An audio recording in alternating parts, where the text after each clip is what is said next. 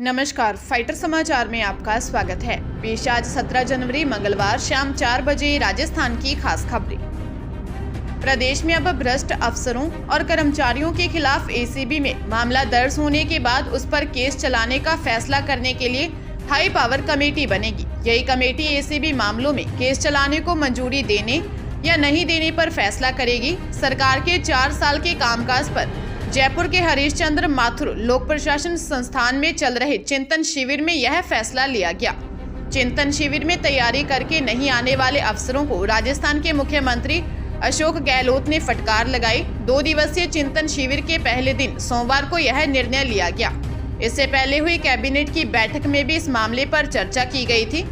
ACB में trap हुए भ्रष्टाचार या आय से ज्यादा संपत्ति के मामलों में केस चलाने की मंजूरी देने में अब विभागों की मनमानी खत्म हो जाएगी। कमेटी में गृह विभाग के एसीएस या प्रमुख सचिव, कार्मिक विभाग के प्रमुख सचिव और संबंधित विभाग के वरिष्ठ अफसर मेंबर होंगे।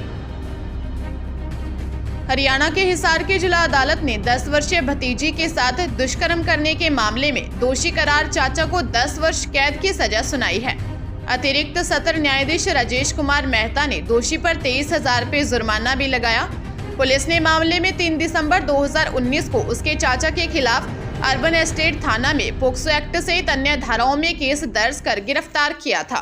अभियोग के अनुसार शहर की एक कॉलोनी की 10 वर्षीय बच्ची ने पुलिस को बताया कि वह शहर के एक स्कूल में 4ठी कक्षा में पढ़ती है। वह स्कूल की छुट्टी होने के बाद घर आई। घर पर कोई नहीं मिला तो मां की तलाश में रिश्ते के चाचा लगने वाले व्यक्ति के घर चली गई। चाचा ने घर पर टीवी देखने लगी। कुछ समय बाद चाचा उसे दूसरे कमरे में ले गया और उसके साथ दुष्कर्म किया। राजस्थान में भर्ती परीक्षाओं के पेपर लीक होने पर और इससे बेरोजगारों को होने वाले नुकसान को लेकर पूर्व डिप्टी सीएम सचिन पायलट ने इशारों में अपनी ही सरकार पर निशाना साधा है। उन्होंने कहा कि नौजवानों के भविष्य की चिंता हम सबको है। सच बताता हूं, जब भी खबर पढ़ता हूं कि हमारे प्रदेश में कभी पेपर लीक हो गए, कभी परीक्षा कैंसिल हो गई तो मन आहत होता है, पीड़ा होती है। पायलट नागौर के पर्वतसर में किसान सम्मेलन में बोल रहे थे। पायलट ने कहा कि गांव का नौजवान अगर परीक्षा की तैयारी करता है तो उसके माता पिता को कितनी तकलीफ उठानी पड़ती है। कहां से वह ट्यूशन के पैसे लाते हैं, कहां से वह किताबों के पैसे लाते हैं, दिन रात मेहनत करता है, विपरीत हालात में परीक्षा की तैयारी करता है।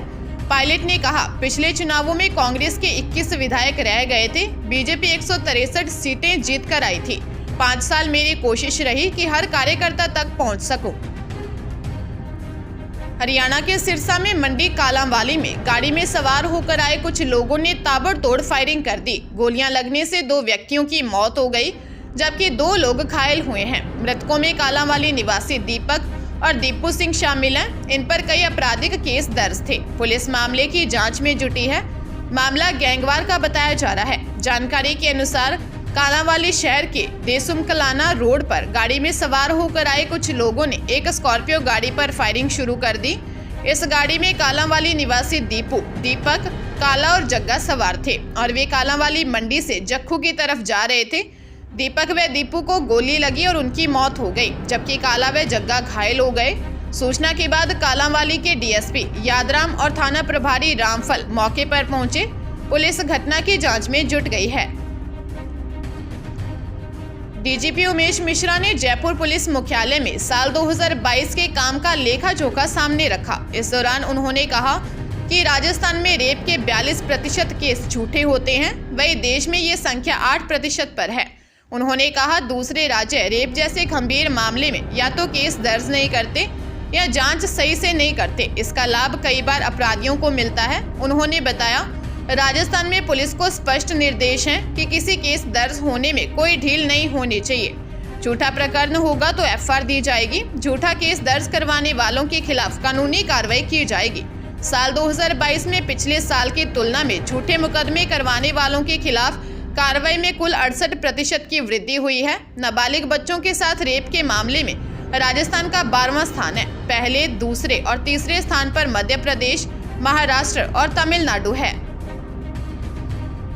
भरतपुर जिले के डीग में दिदावली रोड पर एक डंपर ने बाइक सवार को जोरदार टक्कर मार दी, जिससे बाइक सवार देवेंद्र नाम के युवक की मौके पर ही मौत हो गई। सूचना मिलते ही पुलिस मौके पर पहुंची, जहां लंबा जाम लगा हुआ था। इस दौरान मृतक देवेंद्र के शरीर के टुकड़े सड़क पर बिखरे हुए पड़े थे।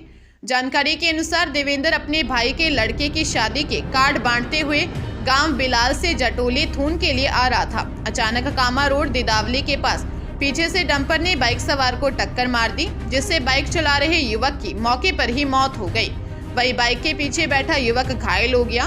डंपर का ड्राइवर मौके से फरार हो गया। पुलिस ने फिलहाल डंपर के ड्राइवर की तलाश शुरू कर दी है। पाली जिले में गहने बनाने के लिए ग्राहकों से लिया सोना बेचकर रुपए घर खर्च में उपयोग में ले लिए।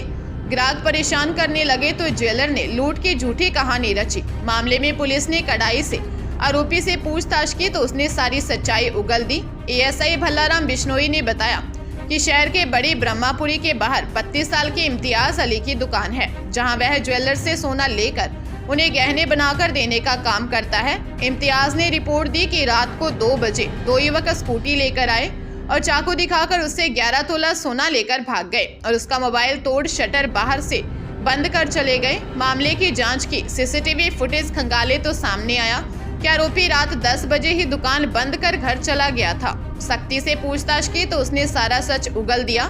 पुलिस ने आरोपी इम्तियाज अली को गिरफ्तार किया है। डूंगरपुर के चित्री थाना क्षेत्र के झुसावा गांव में एक कुएं में व्यक्ति का शव मिला है। मृतक मजदूरी का काम करता था और एक दिन पहले ही घर से लापता था। मामले में मृतक के परिजनों ने हत्या की आशंका जताई है।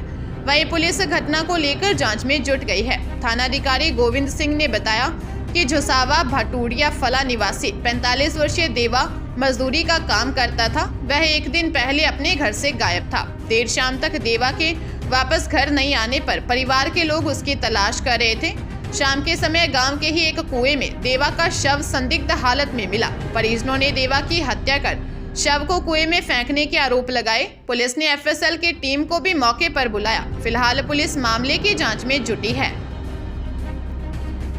पाली में करीब 2 महीने पहले दिन दिहाड़े जार्डन गांव में एसबीआई बैंक में पिस्टल की नोक पर 3.5 लाख रुपए लूटकर भागे 2 बदमाशों समेत 4 जनों को पुलिस ने गिरफ्तार किया है। आरोपियों ने 11 वारदात, जिसमें से 5 बैंक लूट, 5 शराब के ठेके पर लूट और 1 बाइक चोरी की वारदात करना कबूल किया है। जांच में सामने आया है कि छोटे भाई के शेयर मार्केट का घाटा पूरा करने के लिए लूट की थी।